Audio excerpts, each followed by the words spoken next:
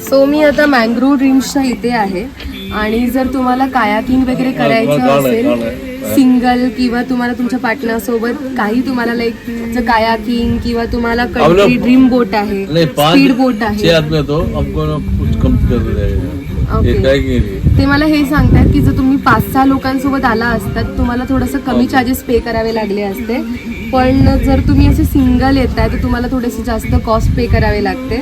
Around एक 900 for a kayaking आणि जर तुमची ही कंट्री बोट असेल तर तुम्हाला 2500 पे करावे लागतात. आणि हे त्यांचं कार्ड आहे, वाटल्यास मी त्यांचा नंबर तुम्हाला खाली मेन्शन करून ठेवेन, तुम्हाला जर कॉन्टॅक्ट करायचं तुम्ही करू शकता.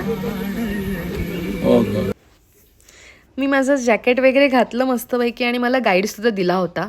पण मी जेन्युनली सांगते आहे की वार्कालामध्ये मँग्रोव्ह फॉरेस्टमध्ये कायाकिंग करणं इज वर्थ ऑफ मनी. म्हणजे